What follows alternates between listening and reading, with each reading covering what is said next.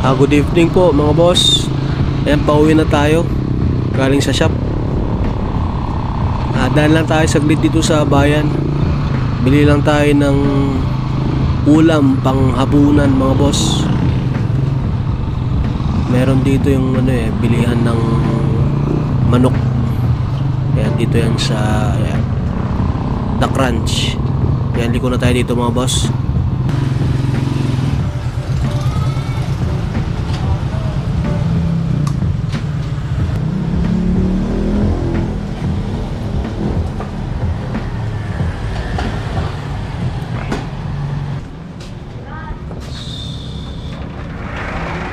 Sorry, we're close na. Balik.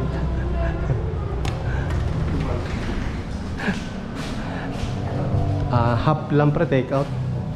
Half tas barbecue. Texas barbecue.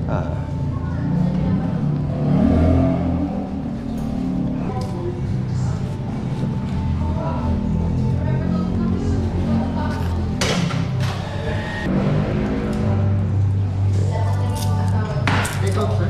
Take out.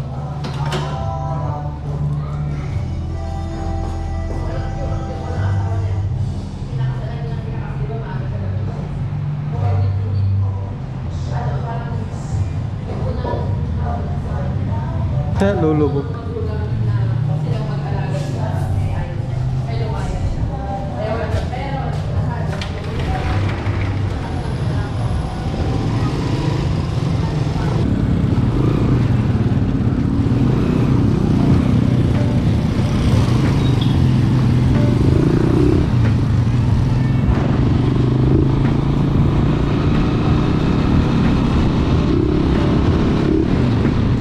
Okay, so yan mga boss, uwi na tayo sa bahay, nakabili na tayo ng ulam.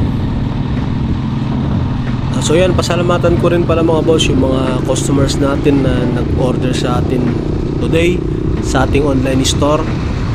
Ganun din sa mga nag-walk-in sa ating shop. So salamat mga boss sa inyong patuloy na tiwala at suporta. Yan, para sa inyong mga pyesa para sa ating TMX 155 unit. So mga boss, maraming salamat sa inyong tiwala sa Sideload.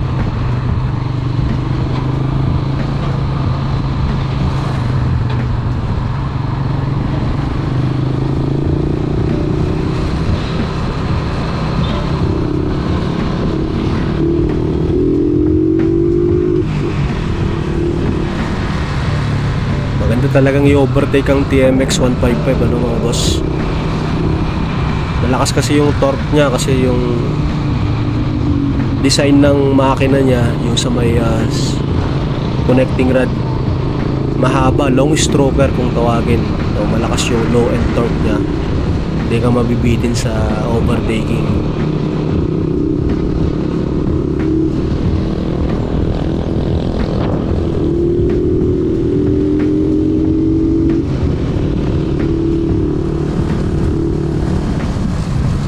Okay mga bossing, hindi ko napapahabayan itong video.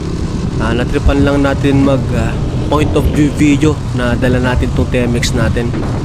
Maganda rin paminsan-minsan yung ganito para ma-share natin yung driving experience ng TMX 155, lalo na sa mga bago pa lang or interesado sa TMX.